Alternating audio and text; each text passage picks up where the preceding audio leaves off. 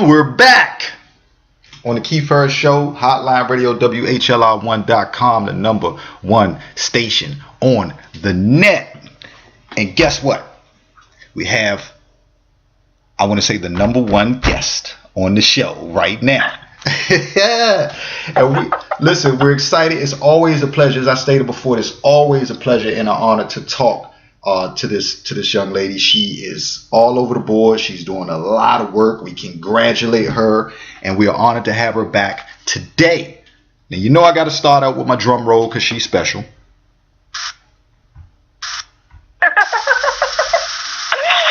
Hi, Keith. Oh my gosh, I'm blushing. Thank you for having me on today. Hey, you're very welcome. Well, there she goes. She busts right through everybody. It is actress, producer, and director Kristin West right here on the Keith Harris Show. How you doing, Kristin? I'm doing wonderful now that my face is blushing, and I feel excited, to be honest. So great to hear your voice. Thank you. Same here, Kristin. Same here. You know, when I had found out that you was coming back on the show, I'm like, oh my goodness, it almost feels like we just got back together for another meeting or a conversation at the coffee shop or something like that.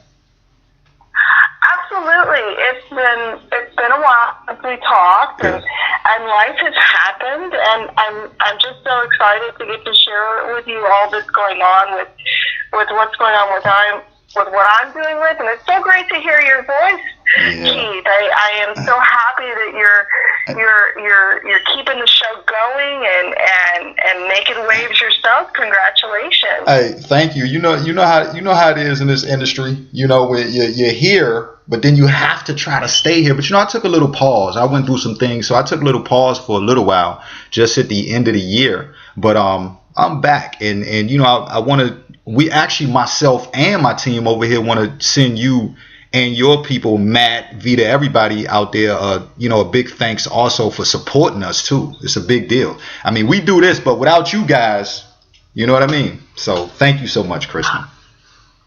You're welcome. Well, we love what you do. We love the bright, positive energy you bring to the independent film community, and the great conversations that you start and encourage people to have. And what you do is so important to keeping our dreams and aspirations and our projects alive. And that's an important thing. And it's amazing to get to talk to you again. Absolutely. Now, you know, we'll continue forward, but we'll rewind for a little bit because, you know, the Fantastic Horror Film Festival.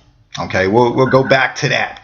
Congratulations, as a matter of fact, on that. Best actress in a short for Seeking Valentina. Let me ask you, I know as a performer, when these situations come up, you never can say that you expected to win or that you thought you were going to win. But I got to ask, how did it feel? I'll be honest, I got a little teary when I got up there. I wasn't expecting it. I hadn't really thought about it. I was actually sort of filming the award show right in the middle with Army. So I was like, what do you mean? They just called my name, and I sort of walked up there, and it was an overwhelming moment for me. Wow. You know, I've been acting since I was 7 years old, committed to it professionally when I was 18. And just didn't anticipate how, you go into a profession with your heart and hopefully your head too. And it was a big moment for me to realize that I was on the right path in life. Right. For reaffirmation, I knew I was on the right path. Right. But I was just, so humbled by the outcome, because with the Fantastic Award in particular, it's a combination. They have a panel of judges that judge your performance, but they also have a fan vote component. And to really have both sides, right, waves of support was really important to me and really special. Mm-hmm. You know, you're always calm under pressure, for the most part, for what we see. How do you maintain? It's true though, Kristin. Like, how are you always so cool like that? You're always so laid back. It's like, your tone never, like when we talk, your tone always stays at a level. It's always so peaceful. And then when you go to work, you turn into these other people.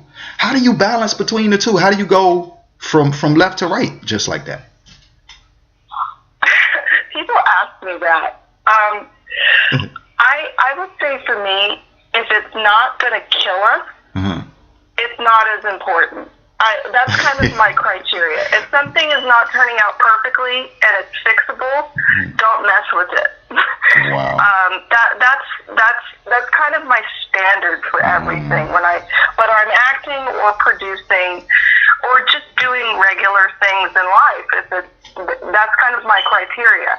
If it's not going to be, deleteriously harmful, I'm not going to sweat it too much. Now, I get passionate about things. I get upset about things. But I also get really happy about things too. And I think, as part of being a vibrant human, you have to explore all of that. But one of the great things about being an actor is you can explore your dark side and your idiosyncrasies and your fears. Horror is a great genre because it gets to your fears. Right. You can explore all of that through characters and wear those masks and those coats without having to really necessarily own it in your own personal life. Right. And I'm a great believer in sort of excising that through your acting. Right. And I've had parts where I've gotten to do that, and especially Seeking Valentina, there are some parts where Valentina is a very frustrated character. And some of the frustrations that I was experiencing in real life, I sort of channeled there. Oh, okay. So that, as a person, I could be calm, and as a character, I could have a safety valve there. You know what? And sorry to jump in like that, but Seeking Valentina. Listen, and people, you need to go see it. You need to go see it. Kristin, I could go so many ways with Seeking Valentina. First of all, the first thing is I want to see more. That's number one. I think a lot of people want to see more because you guys did not fall short of making us want more. What you guys did in that 20 minutes was amazing, but you knew what you were doing because you're like, wait a minute now, hold on now. Is she coming back? And I'm trying to not give too much away. You know how we do, but is that possibly the intention to come with the next part eventually, or? Armin and I have discussed a path for Seeking Valentina and the future for Seeking Valentina, and I'll just to give people an idea of what we're talking about. Seeking Valentina is very much like Twin Peaks or Mulholland Drive. If you're a fan of David Lynch and you like ambiguity and you like open-ended narrative, you're going to like Seeking Valentina. We're discussing a future for the town because we really took a big step in really fleshing out the town of Red River Valley. Okay. And so we're trying to work with that idea. And it's definitely, for me, it's one of those stories that asks more questions than it gives answers. And that's the interesting thing about it. And for it to have happened in that 20 minutes, which is a tribute to Armin's directing and Armin's vision, is amazing. And he did an amazing job really skirting along that razor's edge of reality the whole film. And I can't wait to see what he does next as well. Armin's a madman on the scene. He's good. He's great, Armin. I know you're listening out there, Armin. Wow, you're a beast.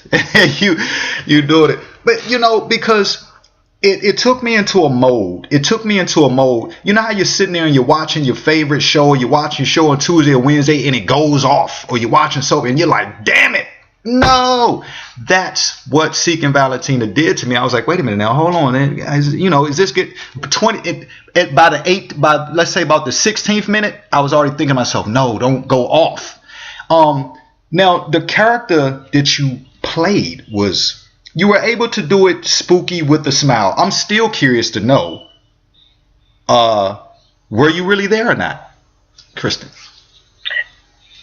Everybody asks me that. I've been asked this question one-to-one. I've been asked this question at some major film festivals that I've been part of.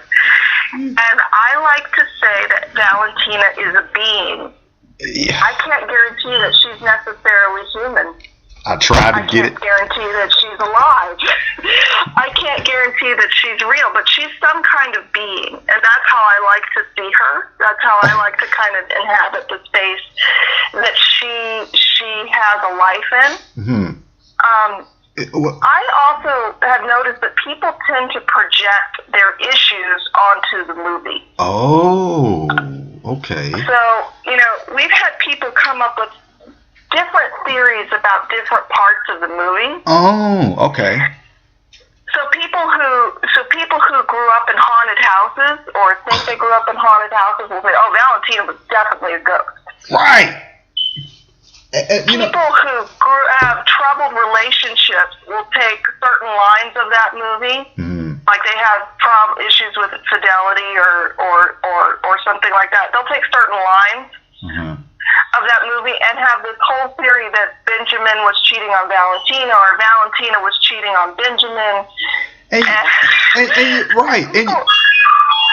And there's the other side of that too, Kristin, and this is where it gets deep also as well, because I could see where you have certain people. Some people are widowed. Some people who have maybe never been married, or they're just lonely and by themselves, and this is going to sound spooky to some people, but there probably there's even that side where there's some people out there who they're alone and they almost wish or would like to have someone who could keep them company, even if they were coming in and they didn't even know if they were real or not. It kind of like touches this part of some humans that they don't want to touch on, but who wouldn't want to do that? Like you're by yourself, you're always lonely, but then you have this friend or this person that you like that always comes through. There's that side. Have you heard people put their own story to that?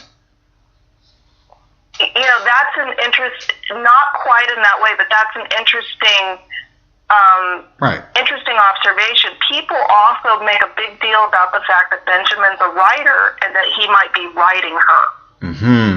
Okay. And then she just starts coming to life, this entity unto herself.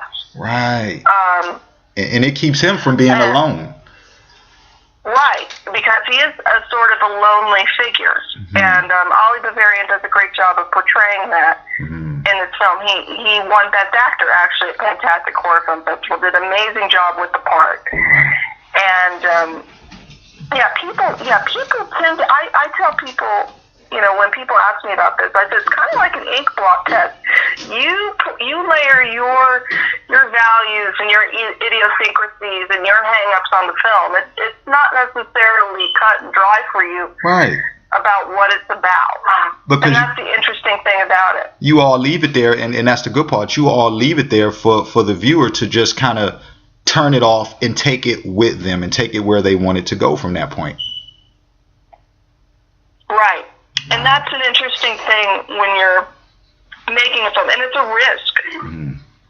I can tell you that it's narratively, Armin took a big risk in allowing for that much, engagement, right, in the narrative, because people sometimes are, especially our media culture today, people want things in small packages, 5 seconds, 6 seconds, right, 2 minutes, 3 minutes, and they don't necessarily want to engage with the narrative past just seeing it on the screen. But he really took an artistic leap and an artistic risk to do what he did, which is a credit to him.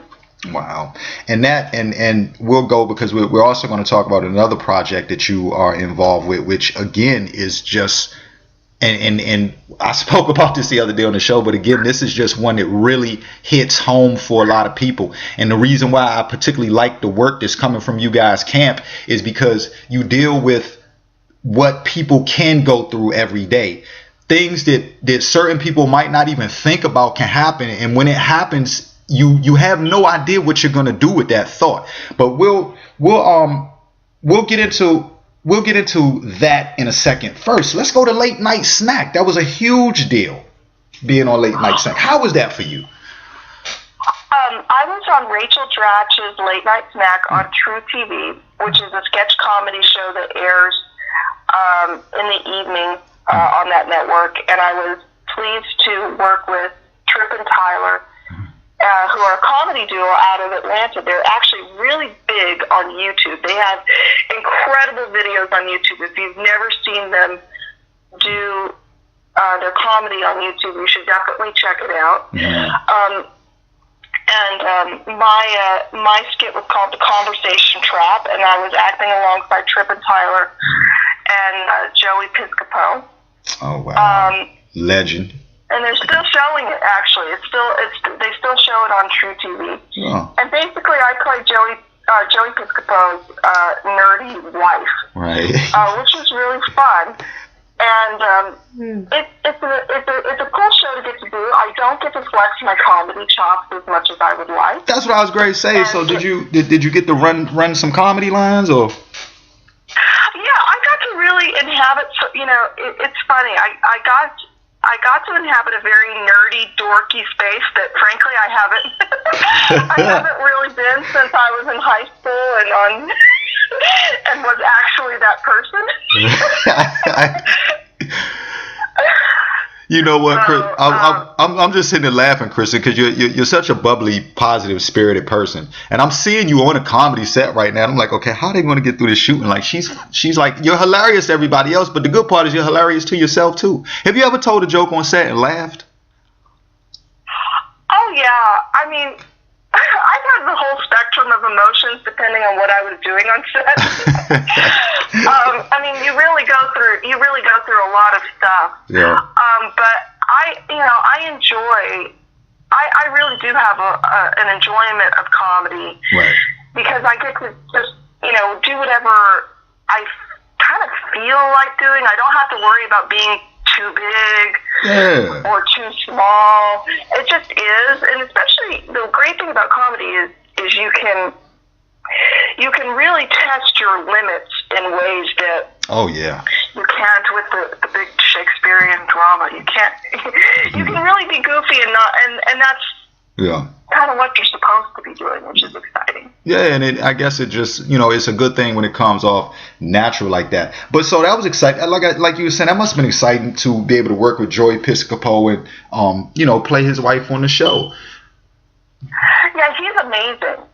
Yeah. Joey is in the skit. He really does an amazing job in the skit. He's an amazing character actor, and he's right. Obviously he has a very talented father as well. I was just so privileged to get to work with someone like him and really watch how he builds a character. And really, honestly, I was working off of Joey's work, just kind of seeing where his emotional space was at and how he was handling his character, and then trying to kind of match the vibe and match the mood. I mean, he made my job easy. He just kind of made me look goofier than I already looked, and it was done. It was like that. He was able to pull it off. Now, you know what? Switching the tones, I guess switching the temperature, I should say, in the room a little bit. Let's talk about sound for a second. Let's talk about that. Which, we had a bit of this conversation the other day, Tawan and myself, and there were honestly moments where it got quiet while talking about this particular picture. Sound, where I'll let you explain it again. Go ahead. And your role in it. So sound is it's a short film, right. And the whole premise is that the terror began the day that Isabel began to hear. Isabel is deaf. Right. Isabel is going to be played by Sierra Law. She's an amazing actress. She's a world-renowned actress. She had her performances played at various film festivals around the world. Has amazing chops. And the idea is that this woman who is deaf has lived her life deaf, suddenly begins to hear, and it scares her. Right. I mean, it terrifies her. And I play her friend, and I play her friend and having a conversation, kind of a conversation with her about a destination that she's going to, and it's actually gonna, and I will not be speaking. Right. That's as much as I feel comfortable giving away. You will not hear my voice in this movie. Yeah, we went through that the other day too. We couldn't leak a lot. Right. I color works, but you will probably not hear my voice in any capacity in this film.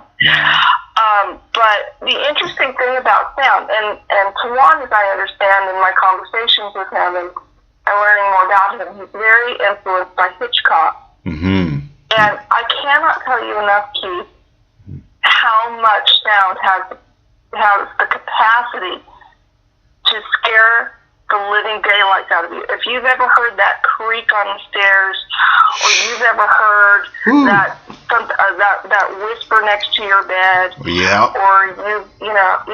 you've had moments. Everybody, I think, has had moments when a sound has freaked them out more than anything they've ever seen. And sound is so important in filmmaking. And I'm so glad that he's really bringing that front and center in a genre film, a horror genre film like sound. Right. I know I kept saying sound and sound, but the title of the film is Sound, and I can't wait to see what he accomplishes with this, because Tawan's an amazing colorist. Right. He's an amazing cinematographer, and to have he's good at that. Right. He has over 60 IMDb credits just in editorial department. Oh yeah. Things like coloring, and for him to really bring the element of sound in filmmaking front and center is really exciting, and I'm very happy to be on board as an actor on this project, and the team that he's assembling is amazing. Right. And I know that he's got a great composer too for the film. He's doing amazing. We're actually crowdfunding it on Indiegogo right now. Right. So if there's some great, we appreciate all donations, and if you're actually looking to get a producing credit on something that's really award-winning, and by an award-winning team, really take a hard look at it. It's a great, not only is it a great concept, it's a great team of people executing it. Right, and the storyline itself is an awesome storyline, and I was when we talked about this the other day, I was trying to figure out had I personally ever heard it done. I know there's millions of movies or whatever out there, and I haven't seen them all, but I was wondering, like, has it ever been done in the vice versa like that? Which again, we talked about what happens with the characters, the main characters' hearing in the film. You playing the friend, how was that for you? Because that's a serious role, I'm assuming, in this one, right, Kristin? Well, we're not quite to camera yet. Okay. It's going to be, every role is a learning process, and so I'm definitely learning things in this film, and I can't say too much. I don't want to. I know. I don't want Armin to get mad at me either. I know, because you're right. And look, hey, Kristin, I'm gonna tell you something funny, right? We danced around this whole subject the other day the same way. we were like, okay, well, let's not go too much. Let's not say too much. And then we had a discussion too. So big shouts out to Matt too. I know Matt probably sitting there saying, Keith, I know you're trying to get it out, but Oh, that's right. You remind me about that. Here, let me put it to you this way. Yeah. I know English, and I'm pretty decent with Spanish, and I know about 30 words of Farsi, which is Persian language, just being around Armin. And now I'm going to have to learn something else. And that's all I'll say. Oh, okay. Leave it right there. Don't say nothing else. But you people should definitely check it out on Indiegogo.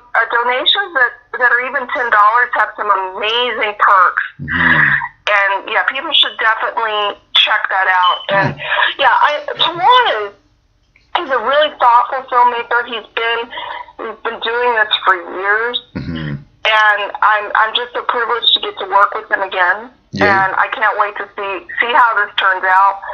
I know they've got some great plans for the film, and I'm just really excited to be on board and really lucky too. Well, hey, you bring, everybody's lucky to have you on board too. Now, Strangers in a Book, which you're producing on, and you're also in Strangers in a Book too, right? Yes, I am in Strangers in a Book. And I have a great scene with Vida Ghaffari. I'll tell you the premise of it. Okay. Strangers in a Book is also a psychological thriller. It's the year of the psychological thriller for me. Strangers in a Book is about a woman named Sarah who finds a very mysterious book that has the details of her life. And she didn't even she just found the book. She found the book, and then she goes on search for the author of the book. And what's interesting about the film is she doesn't find what she's seeking, but she finds more than what she's looking for.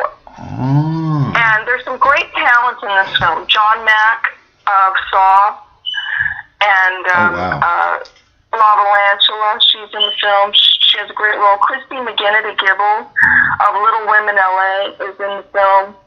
Oh, wow. Mark Blauvelt, who just did Death House, is in the film. And it's written by Padram Naval. Padram Naval is an award-winning author who just published a book called Without Anesthesia. And he's really making waves on the literary circuit. And so he's an award-winning author, really hot right now in the literary world. And he penned the screenplay. Vita and I teamed up to produce this last year. Oh, okay. And it's all in black and white. It's very stylized too, which is it's interesting. It has a great soundtrack. Okay. And it played at Finno Film Festival in Germany, and then later this month it's going to be at the Marche de Film at Cannes, which is a really exciting opportunity for everyone to really be seen at Cannes and at the very prestigious event. And I'm very excited. I played Destiny, and Destiny is sort of a not nice character. She's not. Let me put it this way. If I were drunk and it was the morning, that's what Destiny is. Dang, you thought that. She's not very kind. The hungover Destiny. Hungover Destiny. Yeah, Destiny is very. She's a very craft character. Vita does an amazing job in this film. Yeah. She's been nominated. She was nominated for Best Actress in a Short. It's fantastic for this role. Wow. She was also nominated for Best Supporting Actress in Seeking Valentina, and she does an amazing job in the role and in the character. And Vita's certainly deserves all the recognition she gets for both of them. She's a tremendous actress. And I can't wait for people to see the performances by this great group of people. And it's also going to play at Love International Film Festival in July, which is in Los Angeles. I don't have the date yet. It will play, and Seeking Valentina will play at the same festival. So hopefully they play close together so we can have a double feature, but we don't have that all rounded out quite yet. Oh, that would be cool, right? The good double feature. Somebody else be like, no, y'all don't get him no double feature like that.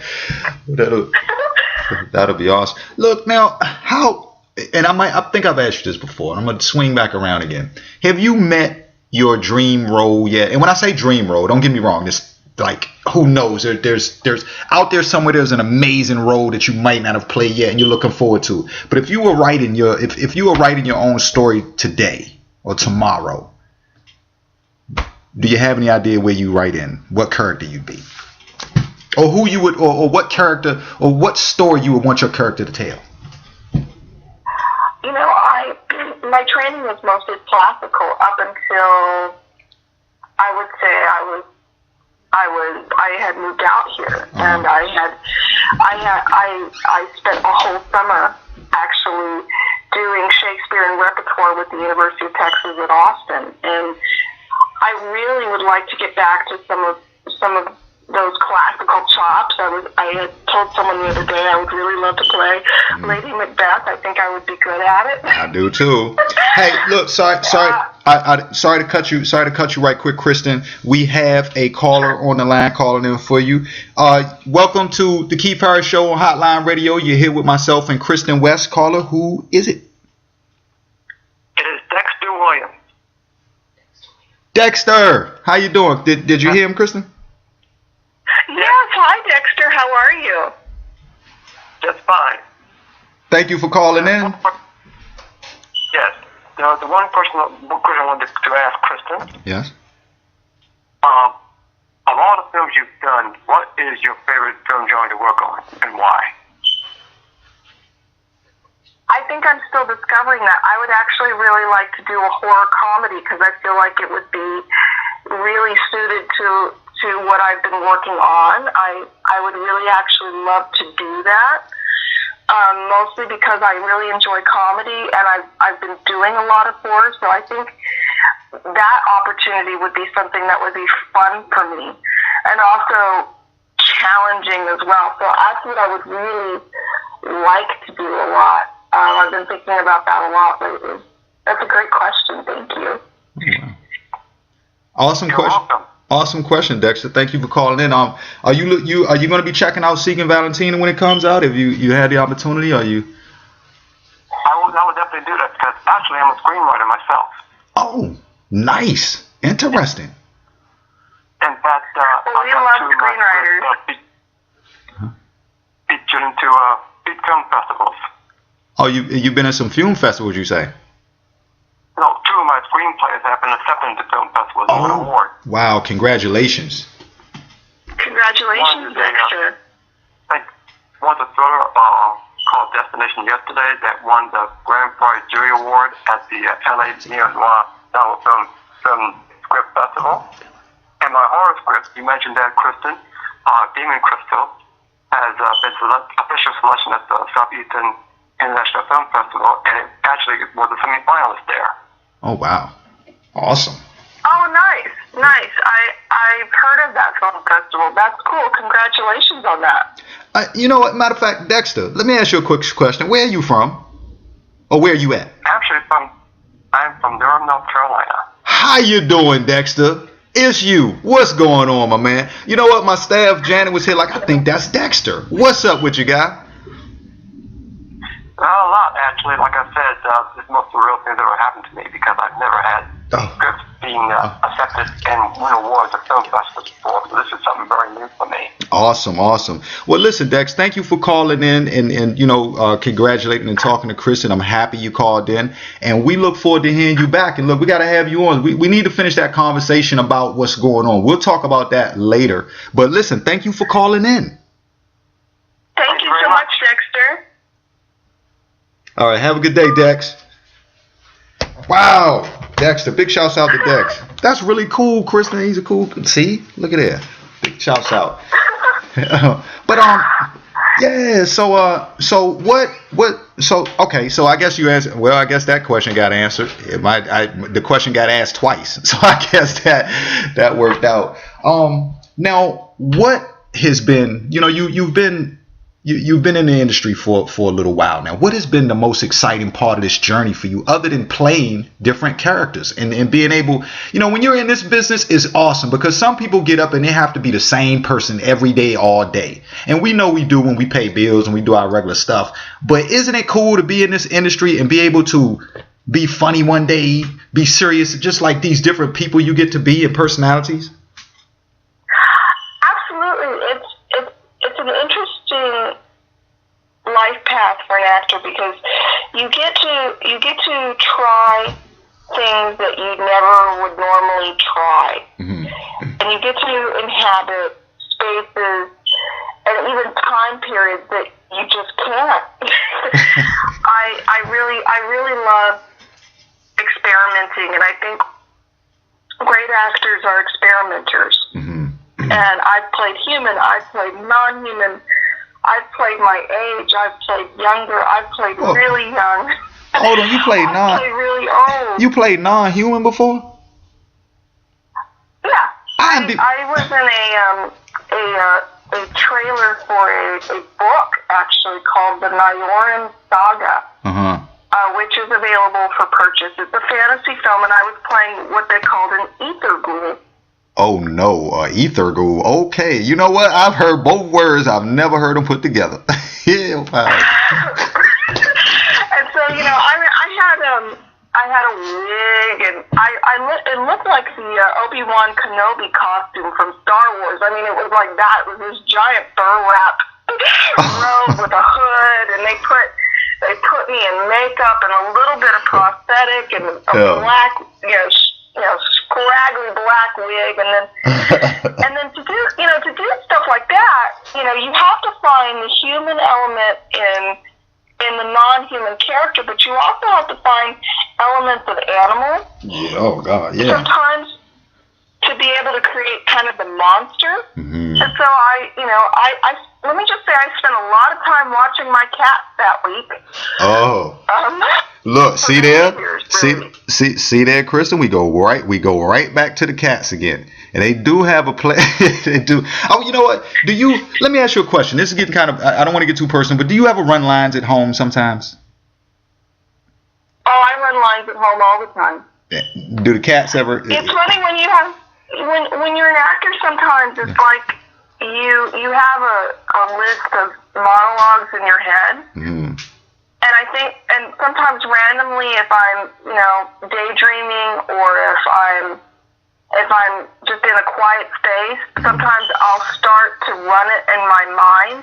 And I think that's just my mind making sure I still know it. Mm. I've been, reciting the lines for, 10, even 20 years. Right. In some cases. And so it's just kind of the mind making sure that file is still available. And I definitely run lines. You know what? I want. Sorry to cut you. I want to, because on here we talk open. We keep it. We keep it 100. Have you ever been in the middle of filming or any point in time? I don't know. Well, I mean, years ago. I'm sure nowhere in the last lots of years. But have you ever, as a beginner, have you ever had a situation where you forgot your lines? It's happened. I will tell you one of the most important moments of my life. Mm-hmm. I forgot my line. No. I was 18 years old, and I grew up in Texas. Mm-hmm. And in Texas, they have one-act play competitions that your school can participate in. And we were doing The Miracle Worker. Mm-hmm.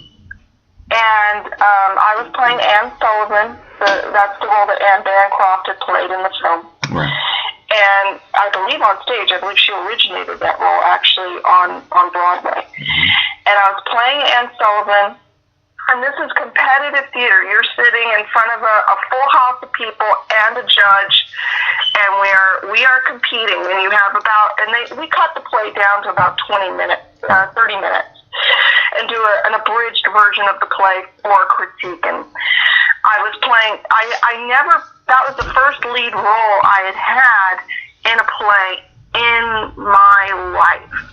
Because usually, I play supporting. I'm kind of a supporting character actress type, and that's fine, and that's cool. I get to do cool things. Right. But I was 18 at the time, and the last line of the play is "I love Helen forever and ever." I believe that is the line. I'm probably botching it now and embarrassing myself. The last. I was so in the moment with the actress that was playing Helen Keller. Oh wow. That my mind the silence overtook me, and I completely blanked on the line. And because I was just sitting there and completely emotionally overwhelmed, but I was dead silent. And now, mind you, they're timing me. And if we go over the 30 minutes, we're disqualified. And that's the last line of the play. And so what happened there was... So the shot's on you at the buzzer. Yeah, I was up against the buzzer in the film, and the play tended... I was basically in charge of ending this play. The minute I said the line, the curtain drops and the lights drop.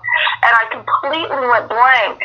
Oh, wow. And it was kind of a zen moment. It wasn't that I forgot the line. I knew the line. I just completely got absorbed in that existential moment. And the actress that was playing Helen Keller, mind you, who is supposed to be deaf and dumb, said, "I love Helen forever and ever." God bless her. And God bless her. And I just spat it out, and she kind of broke the spell. Right. Thank God her name is Kayla. I went to high school with her.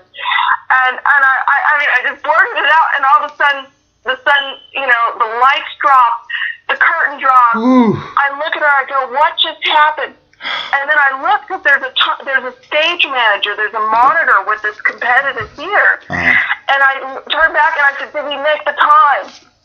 It would have been my fault. Right. You would have been like, everybody be like, did you make it? And the monitor looks at me and goes, by 2 seconds. Oh. Whew. Look, you had me over here. Look, Kristin, I'm over here sweating. I was waiting to hear what, like, oh my God, don't tell me. I felt like I was in the audience like this. Well, and I just, that sort of thing. Yeah, I mean, here's the thing about it is I think sometimes when you're really keyed up and in the moment, you may get overwhelmed by what you're saying or what you're doing or what's happening. Yeah. And it's not necessarily that you forget the line or you don't know the line. Right. It's that your mind can't process what you're supposed to say because of what you feel in your heart. And I know that's what happened to me then. Look, Kristin, I'm not gonna leave you hanging out there. I'm gonna go ahead and jump in the water with you, right? And I have had times on this show, okay, and I'm not gonna say when, and that's why we gotta be good at what we are, good at what we do, because I feel you. I have had times where I've been on this show and I be paying everybody who knows that I do this know I pay close attention. I'm detailed. But I've seen times where there may be a noise out the side of my ear or something might be going wrong. And I'm like, oh, shit, I don't know what in the world just got said. And I'm trying to get back. That is a crazy feeling. And when you finally get back, doesn't it feel good?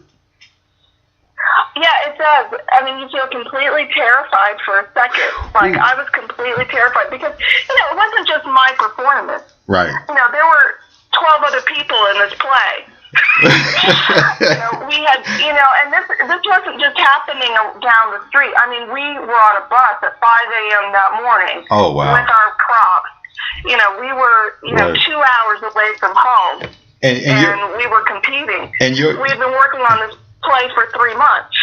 And you're still in school. You went to school with her, so I know the parents are involved. You did not want to be that one kid that everybody had to go home and tell their parents was the one that threw it out the window for everybody. But you know what? It happens though. We listen in this industry, and this is coming to a different level of this. Sometimes you have to suffer those types.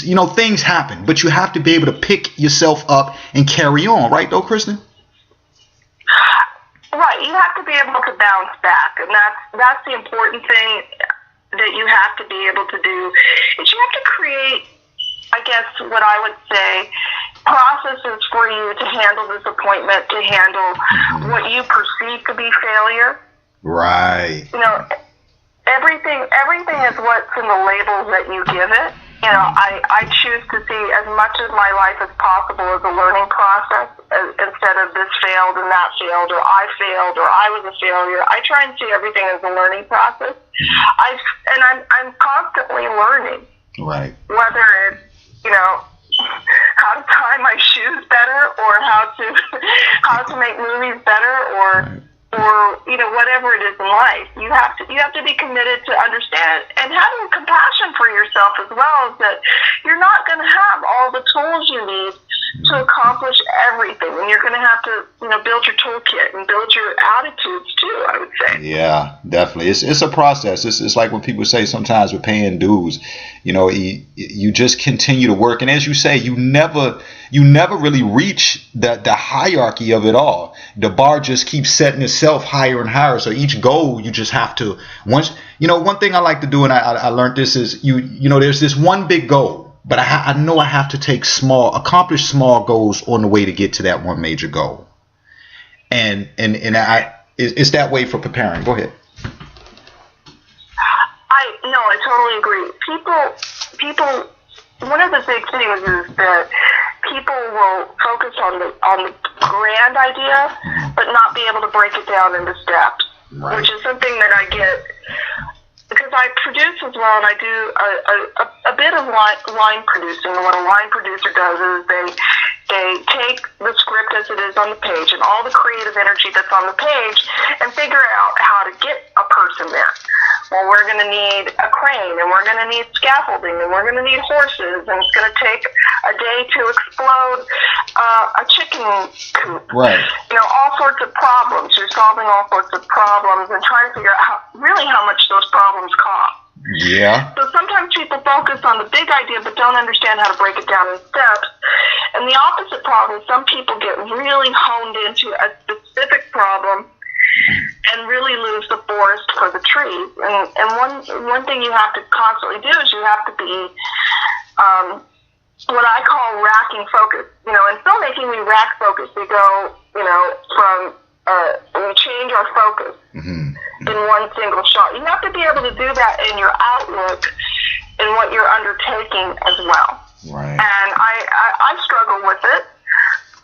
Everybody I know struggles with it, whether they're thinking they don't see the steps or they're getting enmeshed in the steps. Right. Well, you're right. You make a good point. I think I agree. It happens to everybody.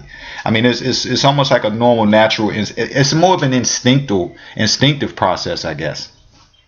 That's what I'm trying to say. It is, and it's like taking temperature, right. And it's kind of understanding. And there are some days when everything will go wrong, and then they'll start to resolve themselves. Mm-hmm.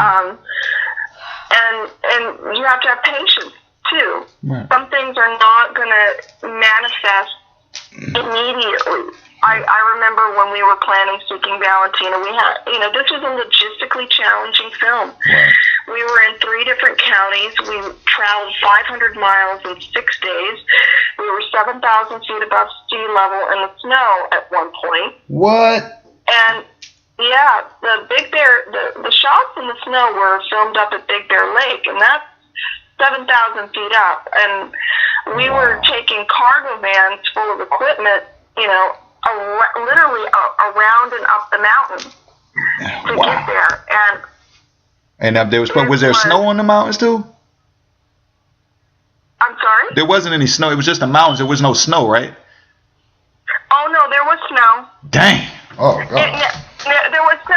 The snow would come and it would go, and it would come and it would go. Oh, okay. Thankfully, we didn't have to drive the truck up in the snow, but there was definitely powder on the ground, so we had to be really aware of how fast we were driving that thing up and how fast we were driving it down. Right. But it was, when you have logistical challenges like that, you have to understand, and you have to allow for a certain amount of chaos and understand that it's going to be there and that it's not personal. Right. And that's one of the things that I've learned is that when life hands you lemons, you make lemonade, and you realize that that's not personal. Mm-hmm. It just is. Right. And you do your best to plan for it and expect your plan to fail. Yeah, right. And then find the workaround. You have to find the workaround, and there's always a workaround for most things. Yeah, I mean, there's a way around it, and sometimes, like you say, detailing and premeditated, and just trying to create your steps before you get there means a lot too. Kristin, what's it like when what's a day, when you're not, let's say you get a day off or shooting has been canceled for the day. What's a normal day with Kristin West like? Do you love watching your TV, your movies, and the kiddies at home, or is it the shopping time? There's a few things. Actually, I'm a big Game of Thrones fan, every Sunday night that's what's happening at my house. Right. I look like a Lannister, but I have the heart of a Martell.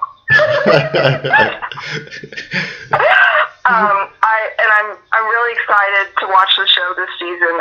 That would be a show I would love to be on. Oh. Maybe the prequel. I hear there's I look online and look at the fan theories and stuff like that. Yeah. So maybe I could be in the prequel as like an ancient Lannister or something. I would like that. Right.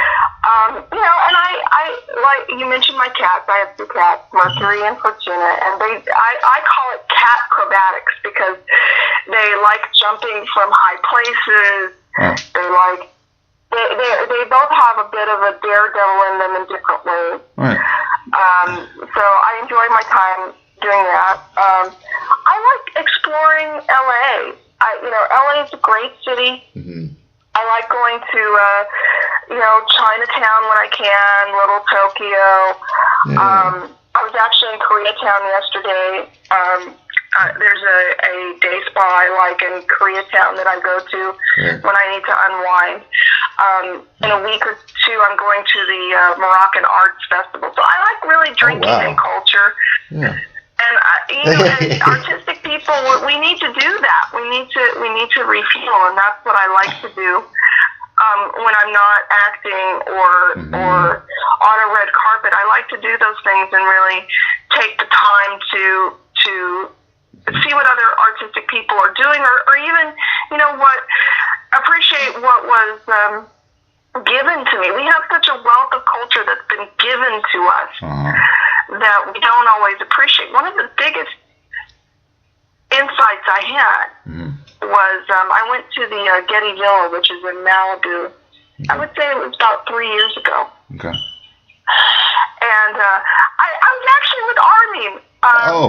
So I went to the Getty Villa, and you go, and when you go to an art museum, there's sort of this, how should I put it? There's this. We almost treat it like a church.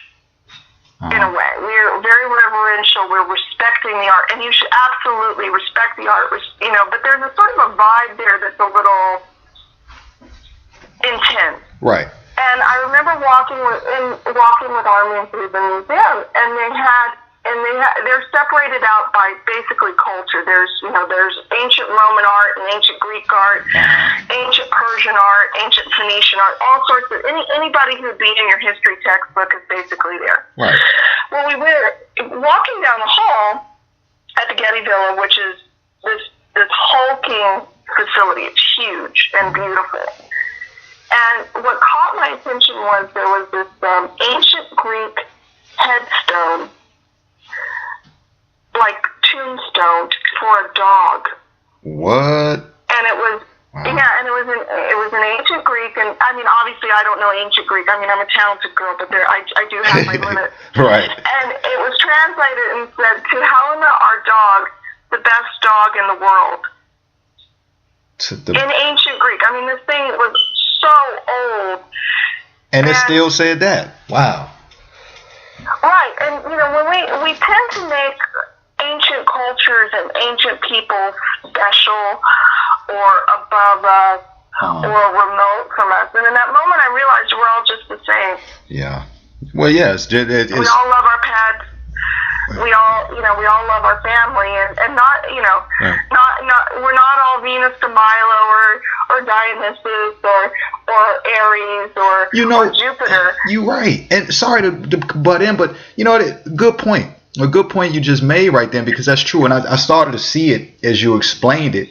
A lot of times, and I know growing up learning history myself, is true. That what you just said really broke down the fact that they were, like you say, everyone loves their families, because a lot of times in history, and I know me coming up in school, they only really taught us about the work that everybody did, in the structures that were built and just the ancient ways. But it's true, I didn't hear much about how families cared for each other, just more so the love aspect, the relative aspect. We didn't hear that much.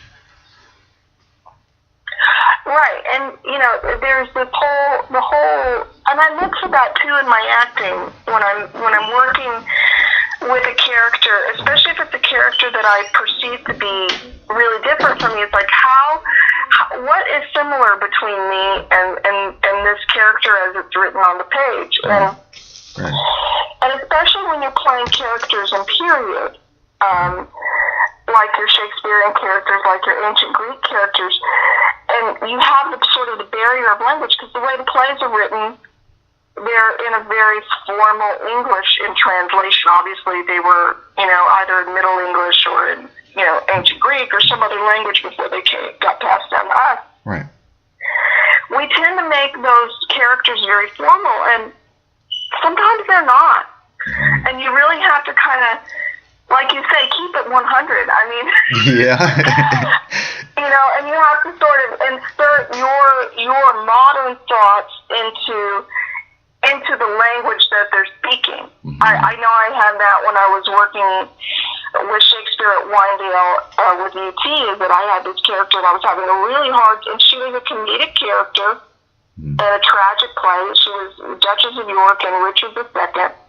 And she, you know, the way Shakespeare writes is that even in a tragic play, he'll have a comedic interlude right before the heavy stuff really happens. Oh, okay. And she was this character. And a lot of times when they would do this play, they would just cut her out. Oh. And they were like, here, try it. Mm-hmm. And I did it, and I mean, I had to really get past what the, you know, thy and thou and right. majesty and all this stuff, and I had to really just work on playing the intention and playing the subtext of what she was saying, and just powering the words through that. And I guess the point I'm trying to make here is that we're all human beings, and we all share certain things, despite our cultural differences, and I think also, I think that's why I have such an attraction to Armin's work and Tuan's work too, is because that fuels their process, and that excites me too, because Armin really wanted to show a world in Seeking Valentina where, you know, Middle Eastern characters were not playing jihadists or terrorists. Right. And Tuan's work is showing that people with certain disabilities also feel fear in ways that we do. People who are able do as well. Yeah. And so that's what's attractive to me about their work, is that they're really intent on humanizing everybody that's in their cinematic world. Right. And which is it's a change that we need in our culture. Yeah. But it gives it, you know what, and because it gives people who have not, you know, some people have not wanted to open their eyes, and some people, you know, maybe just have not had the opportunity, and then, you know, sometimes their surroundings won't allow them to. So, you know, you're right, and with the, you know, with you working with Armin and the work that you guys do, it really opens up the door for people to stop and say, wait a minute, you know, and see other cultures in a different light, just like you say. And, you know, it's understandable that somebody like Armin could understand that, because that, you know, we all go through our struggles, you know, and I'm gonna be honest, and I'm gonna say it right here, I don't care what color you are, I don't care what culture you're from, what religion you're from, everyone has a struggle to some extent, okay, and that other people don't understand. And I'm not talking about the negative people, the destructionist people, and the people who don't want to see growth and positivity. I'm talking about the misunderstood people. You know what I mean, Kristin? Right. Well, you know, here's the thing, and I'll tell you this too, is that, you know, when we're trained to act, and when we're trained to write, sometimes we get into what archetypical thinking. You know, you have the damsel in distress, you have the hero, you have the villain, you have the priest, you have all of these sort of stock characters. And comedy, a lot of times, is based on the stock characters, especially commedia dell'arte. And there are certain behaviors and expectations that come with playing those stock characters. You know, when you play Femme Fatale, you better be sexy. Right.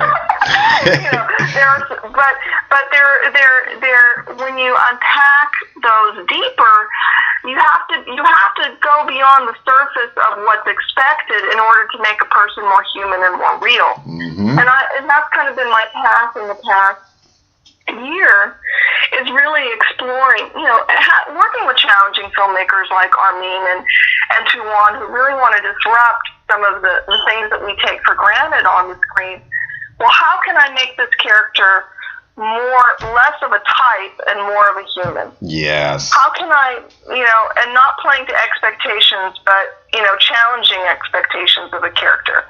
You know, and with Seeking Valentina too, Armin, you know, generally speaking, if we, you know, if it weren't independent filmmakers making the movie, someone that was probably size 2 would probably be playing the role that I'm playing in that film. You know, I I'm tall. I like to say fluffy. But I'm like most American women. Right. In that sense, and Armin really had the foresight to make Valentina and casting me in that part like everyday American women, like the women you would see down the street, at the grocery store. He didn't want a model type.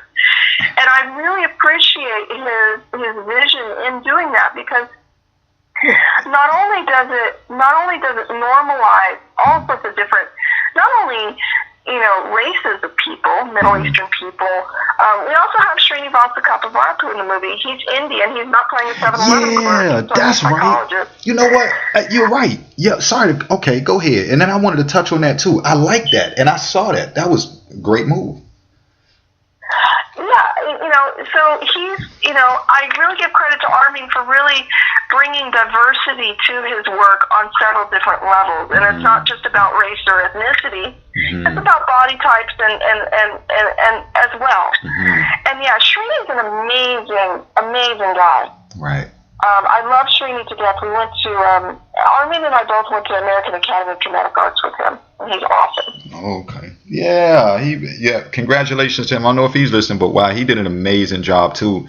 In Seeking Valentine. And you know what? And I looked and I was like, wow. And again, it honestly felt good to see the diversity also in Seeking Valentina. It really did. And to be honest, almost every, I'm gonna tell you the truth, almost every scene brought you that. It really took you to another space, and all of these people were connected and understood each other. And I'm gonna tell you, you spoke about the stereotypical sizes and things like that. What you guys did, it was sexy. I think him using you, putting you in that role. I think him putting you in that role, it looked good. It was sexy because it was, first of all, you still looked good anyway, but it gave us the normal. It gave us the normal sense of, hey, this is, because let's be honest. Nothing's wrong with certain types. All types are equal, I suppose, but everyone cannot relate to certain things. And just like you say, you want to relate to things that we deal with in everyday life. And so I think the way he portrayed you was absolutely sexy. Like, it's almost like you walked in coming home from work. You know what I mean? And right. Yeah, it was completely normal in his world for that to happen. And I think everybody has a part of them that is, beautiful, admirable, sexy, desirable. And, Armin can definitely bring out that quality in someone. And of course, Ollie's a charmer too. I mean, I admit it. He's very much a charmer. So he was very helpful bringing out some of that flirtation. But I mean, everybody has something about them, and right, not everybody is attracted to the same type of person or the same type of body type or the same, even, and personality is a huge component of attraction. I mean, how many people that are, what they would call a 10 have a 0 for personality, and vice versa. I mean, how many people have a great personality, but, they may not be conventionally attractive like we see in magazines, but you feel drawn to them. You know what? This doesn't happen all the time, but you know what? You actually wear a good personality on your face, Kristin. And I'm not, and for listeners out there, I'm not butt kissing. Okay. I'm just telling the truth.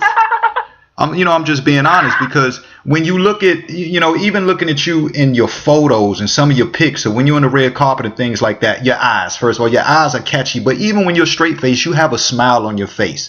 You don't have a naive, easy face, but you have a peaceful face, and it makes people kind of feel more comfortable. And I think even in your roles, it makes it easy you're easy on the eyes for people also, and you draw them in.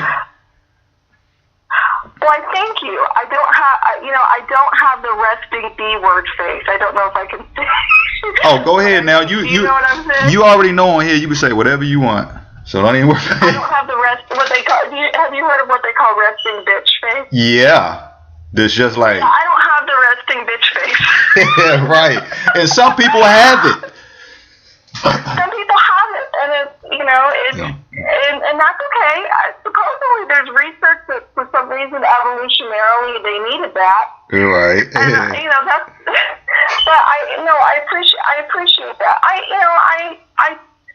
try. I think there's so much to smile about. Right. And I like smiling, and I like things calm. That's right. Until they don't need to be, until they can't be anymore. I enjoy calm. You know what? I think was it? I don't know if it was our first show we did or if it was the second one. I'm not sure which one it was, but there was one of them. You weren't there. Is that where you weren't there yet?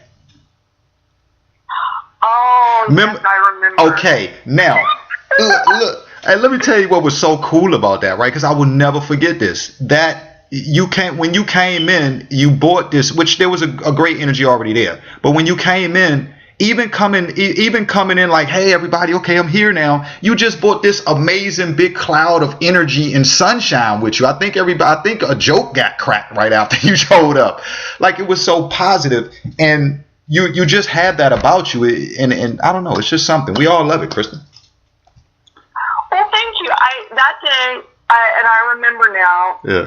There was a major incident on LA's transit system. There was, and it was at the station that I would take to go to Armin's house. Right. And then what happened as a result, there was sort of a chain reaction. Right. I was trying to get running late, and traffic was bad, and it was just not a good situation, but.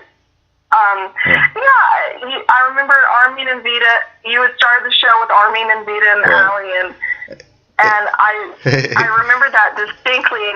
And here's the thing about it is, I like to think it's a benevolent world, right? And that things happen the way they're supposed to happen. Yes. And so I that's kind of the standpoint I take. And I try not to be, I try not to get into an adversarial relationship with what's around me. Yeah, too tightish kind of, you mean. And my point for bringing that up was for the listeners out there is just because again, I wanted to just point out just the comfortableness. It wasn't about, because who cared about not being, that doesn't even matter. It wasn't about that. It was about just the energy you brought in with you, period. You know what I'm saying? And the fact that, for listeners out there, just so you know, we've done this a few times and it's never scripted. We don't script this. You know what I'm saying? This is just natural in general. It's true. Like, so, because when I'm on social media and I'm typing stuff sometime, I just want to go crazy. Like, hey, yeah, okay, awesome. And I think okay, let me tone it down just a bit. But it's always an amazing pleasure and things like that. Now, before we get ready to get out of here, what should we look? Okay, I know now, can people see Seeking Valentina as of now, or have you guys released it yet? So what's going on is that right now it's still playing at festivals because it's really popular at festivals, and we want to let it have its full film festival life. I imagine that we're going to still be playing it throughout the fall of this year and perhaps into the winter. It depends on the film festival run. And then and we're going to be playing, I know, in July at the Love International Film Festival in Los Angeles. We're going to be playing at the Iranian Noor Film Festival this fall, I believe in September. I don't have the date quite solid yet. That will be in Seattle. Well, you know what? Your team is killing it with the awards. Are you guys gonna leave any awards for anybody this time? We try. We are very overwhelmed by the honors we've received. We've been really blessed. We actually were nominated for the Rondo Hatton Award for horror short films, and thank you to everybody who voted for that for us. That's considered one of the most prestigious fan awards. We're also going to be playing at Horror Hotel this coming June in Cleveland, Ohio area. Oh, wow. If you want to catch Seeking Valentina, we'll be playing there. We were recently honored to play at the Bare Bones International Film Festival. That film festival has been going on in Muskogee, Oklahoma for 17 years now. Wow. And Armin actually, Armin is a very humble guy. And he will not always take proper credit for what he achieved. And not only did he win Best Supporting Actor in a Short Film at this film festival, he also won their top editing award. Dang. Because of his work in Seeking Valentina. So we've been really happy and grateful and overwhelmed by the amount of recognition that we've received for the film. And we're looking forward to our next moment with it. And I'm really excited about that. We also have an honorable mention at Horror Hotel, so it's definitely worth coming out to take a look if you're in Ohio. We also got a bronze Emmy at the World's Best International Film Festival in Houston, which is exciting too. But yeah, it's been an amazing journey to see how many people in how many different parts of the world this film has been able to not only to see it, but to have it communicate to them. Right. Yeah. Well, I'm lucky. I feel like one of the lucky ones. I got to be honest, people. I got to see it. So what the lucky was. Now, you know what? The thing is, okay. Now, are you guys? Because I don't know if you can enter it twice. So I'm just kind of asking a dummy question here. Are you guys going to be able to go back into the FHFF? Is that how it works, or? I do not believe every film festival is different and their rules are different. Okay. Generally speaking, though, film festivals usually won't play the film 2 years in a row. Okay. And that's why it's so important that we fund sound, so that we can so we can get Armin and Tawad and me and Sear to FSB to Fantastic. Okay, so you know what? And sorry to stop you because we got a few minutes. So let's go to sound right quick because I'm glad you went there because we definitely want to make sure so people can go to which site, because I'm going to post it. I'm going to post it on the Facebook site. Which site can people go check out the Indiegogo for that project?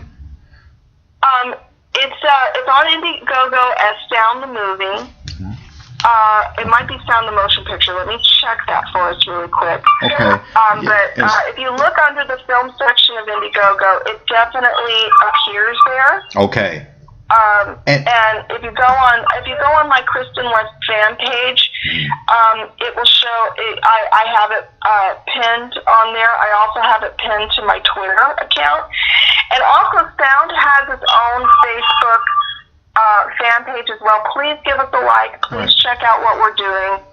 And I mean seriously, the perks on this Indiegogo campaign are amazing. Yeah, they are. They definitely really are. Check them out. Yeah, she's telling the truth. I listened to the perks and I'm like, wow. And you know what? And it's amazing. I want to touch on this too, without saying too much. And we had Taiwan and I had this conversation with the show the other day too. And it's amazing because listen, they are giving you first of all, a great film. That's first of all, it's a great film, and you're getting some amazing perks, and they're not even asking for half the money that some people ask for. You know what I mean? And nothing's wrong with that because I know it takes money and it takes a lot of money to do these things. But my point is, go check it out. It's worth it to help fund it. You definitely won't leave this situation saying, okay, you'll feel a part of this production, in other words. Right. I know that Armin and I and Tawan as well really can attest to the value creating communities around our films and the values by which we make our films. And that's, if you believe in making movies and making cinema that you don't just kind of watch and forget. If you're about being the change that you want to see on the screen, I really encourage you to take a look at sound, because Tawan is definitely part of that vein of filmmaking too, where he, I remember we were at the Culver City Film Festival this past December. Seeking Valentina played there as well, and we actually, we were sitting down after the screening. We had a lovely time just catching up with Tawan and Sear, and Armin and Tawan and Sear and I had a conversation that I kid you not was just as nuanced and in depth as you and I are talking now about some of the issues we have with portrayal in the media, right, and artistic values and typecasting, and all of the things that we've been talking about together, Keith. And both Tawan and Armin are very committed to a world that's a cinematic world that more accurately reflects the world that we live in. Right. Sound is it's on Indiegogo, and it's and I'm sure you can also look it up under Tawan's name, Tawan Bazemore. Right. And check out Tawan's credits. Oh, he has credits. Look, his IMDb is amazing. I hollered out. Listen, Tawan and I was on the show the other day, and I yelled out like 70-some credits. And you know how IMDb is. There's some new things sometimes you forget. And I yelled out like 70-some, and he's like, well, actually, there's more. And I was like, whoa. Yeah, he's done a lot of work. He's amazing. Listen, Kristin, we love you. And I'm going to go ahead and tell you, every time your name comes up around here, smiles. Nothing but smiles. You know what I mean? And listen, we thank you. Now, Facebook, Twitter, because we got about 1 minute. Facebook, Twitter handles. Absolutely. You can find me on Facebook. I do have a Facebook fan page, and you just be sure you spell my name right, Kristin, and West like the direction. You should be able to find me pretty easy. On Twitter, I'm on @Kristin_West, and I'm also now on Snapchat at KWestActress. So if you're on Snapchat, join me there. You'll actually see photos of me from this morning before the show. Wow. And on Instagram, I'm Kristin_West_actress, and you can find all of these things on www.KristinWest.net. Absolutely. And that's kind of your portal to everything that I have going on. Right. Listen, everybody out there, we want to congratulate, send a special congratulations to you for all the success you've been having. Kristin, we wish you much more. Look, we do this for an hour and a half, and there's never enough time. And I'll tell you people why. Because when we talk, we really be chilling. So with this hour and a half, and Kristin, we could have went on. This could go on for like another half. And there's so many things we didn't touch. And so we will get back to it. Kristin, again, applause. Everybody out there, make sure you check out Seeking Valentina after it wins up all the awards and then hits the circuit. Also, make sure you check out Sound as well. And Strangers in a Book is going to be another wonderful film that you need to see. Kristin, keep doing your thing. Look, like, I don't know what else to say. We just have to do this again when you have time. I look forward to doing that. Hopefully sooner rather than later. And thank you so much for your positivity and the great conversations that you have with not just me but with everybody that's in this industry and working, and I can't tell you enough how grateful I am to hear your voice again and to be part of this. Thank you so much for this amazing conversation. Absolutely, thank you. And you know what? And we talk about the voice and hearing each other. This year, I'm gonna catch you guys. A lot of people don't know that. Last year I was on travel restrictions. It's out now. I couldn't put that out last year, but last year it was on travel restrictions. So there was a lot of things that I couldn't go to. This year, you're gonna see me there. So we won't just do the voice thing. We'll cheers it up on the red carpet this year, Kristin. I cannot wait. That's the best news I've had this week. So I can't wait. Thank you so much, Keith. All right. Love you, Kristin. Listen, also, for everybody out there, in case you tuned in late, as I always say, you should have been here from the beginning. But if not, the conversation between actress, producer and director Kristin West, and myself will be posted shortly for your full playback purposes. Kristin, keep doing your thing, girl. Thank you so much, Keith. Hey, shout outs to Portuna and the what's the other kitty? Oh, Mercury. And Mercury. Hey, look, did they maintain? What did they? How were they? They were a little questionable at moments, Yeah. and then they calmed down. They realized. I think they realized that everything was okay. They get weirded out sometimes when they see me talking to someone who's not there. Right. Yeah, I was wondering that. Like, I was going to ask you that when I asked you about running lines. I'm like, how do they act when they see you talking to yourself? Like, you know, it's strange. They're very intelligent cats. I actually raised them from feral kittens and tamed them. uh-huh. And they're such a blessing because they remind you of enjoying simple things. Right. And sometimes they have their habits, just like people have their habits. Right. 2 in the morning, they like to run around and be silly and stupid. And do stuff right after you go to bed. I know that's how they are. Yeah. But thank goodness they were doing that this morning because it woke me up. Dang, well, I could be with you on time. Look, and I'm gonna let you go now because I'm sure they sit back like, okay, tell Keith Harris to shut the hell up now. Like we need to just get back. So, all right, Kristin, do your thing. We'll be talking to you soon. Absolutely. Thank you so much, Keith, and thank you everybody for listening. And Dexter, thank you for calling in. I really appreciate it. All right, bye. We'll talk soon, Kristin. Bye, Keith.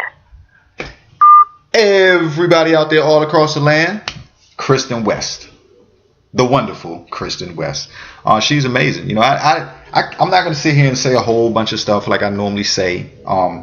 She's amazing. I'm just going to have to sum it up. She's amazing. She's talented. She's working. She's busy. She's humble.